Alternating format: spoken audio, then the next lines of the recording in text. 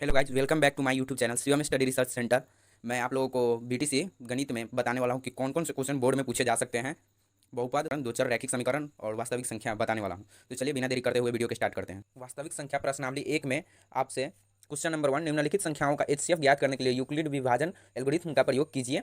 ये क्वेश्चन और दर्शाइए कि कोई भी धनात्मक विषम पूर्णांक 6q+1 या 6q+3 या 6q+5 के रूप में होता है, जहाँ q कोई पूर्णांक है।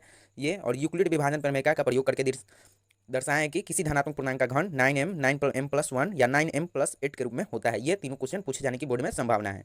और प्रश्नावली 1.2 का उदाहरण नंबर 7 पूछे जाने की संभावना है। अभाज्य गुणनखंड विधि द्वारा 96 और 404 का एचसीएफ ज्ञात कीजिए और फिर इनका एलसीएम ज्ञात कीजिए। ये और प्रश्नावली 1.2 में आपसे क्वेश्चन नंबर 1, निम्नलिखित संख्याओं को अभाज्य गुणनफल के रूप में व्यक्त कीजिए। ये और 5 नंबर, जांच कीजिए कि क्या किसी प्रकृत संख्या n के लिए संख्या 6n का अंक 0 पर समाप्त हो सकती है। ये और प्रश्नावली 1.3 में क्वेश्चन नंबर 1, 2, 3 कोई भी पूछे जाने की संभावना है। सिद्ध कीजिए कि √5 एक अपरिमेय संख्या है, या ऐसे लिखा रहेगा सिद्ध कीजिए कि √5 एक परिमेय संख्या नहीं है। इस तरह से आपसे बोर्ड में क्वेश्चन पूछे जाएंगे।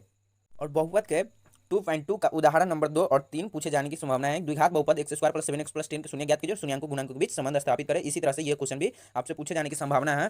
और क्वेश्चन नंबर 5 भी आपसे पूछे जाने की संभावना है। 2.3 का बहुपद उदाहरण पूछे जाने की आपसे संभावना है कि त्रिघात बहुपद px = 3x² - 5x² - 11x - 3 के शून्य कितना है, इतना और इतना है। इसके पश्चात शून्यांकों तथा गुणांकों के बीच संबंध सत्यता की जांच कीजिए। बहुपद की प्रश्नावली 2.3 की उदाहरण नंबर 8 आपसे पूछे जाने की संभावना है। 3x² - x³ - 3x + 5 को x - 1 - x² से भाग दीजिए और भाग एल्गोरिथम के सहायता की सत्यता की जांच कीजिए। ये पूछे जाने की संभावना है। और 2.3 में उदाहरण नंबर 9 आपसे पूछे जाने की संभावना है कि 2x4 - 3x³ - 3x² + 6x - 2 के सभी शून्य ज्ञात कीजिए। यदि आपको इसके दो शून्य √2 और -√2 ज्ञात है, यही क्वेश्चन या इसके आधार पर आपसे ये क्वेश्चन पूछे जा सकते हैं।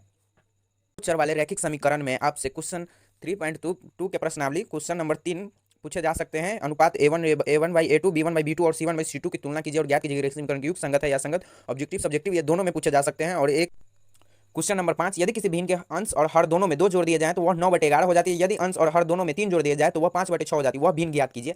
इस तरह के क्वेश्चन आपसे पूछे जा सकते हैं। 5 वर्ष बाद जैकब की आयु उसके पुत्र की आयु से 3 गुनी हो जाएगी। 5 वर्ष पूर्व जैकब की आयु उसके पुत्र की आयु से 7 गुनी थी। उनकी वर्तमान आयु क्या है? इस तरह से आपसे क्वेश्चन पूछे जा सकते हैं इसी आधार पर भी।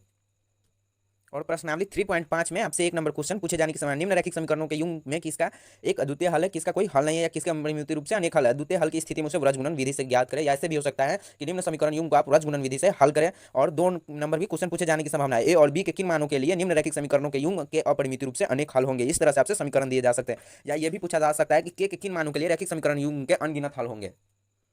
और प्रश्नावली 3.6 में आपसे एक नंबर पूछे जाने की संभावना, निम्न समीकरणों के युग को रैखिक समीकरणों युग में बदलकर हल कीजिए। और ये 2 का 1 नंबर आपसे क्वेश्चन पूछे जाने की संभावना है। ऋतु धारा के अनुकूल 2 घंटे में 20 किलोमीटर तैर सकती है और धारा के प्रतिकूल 2 घंटे में 4 किलोमीटर तैर सकती है। उसकी स्थिर जल में तैरने की चाल तथा धारा की चाल ज्ञात कीजिए।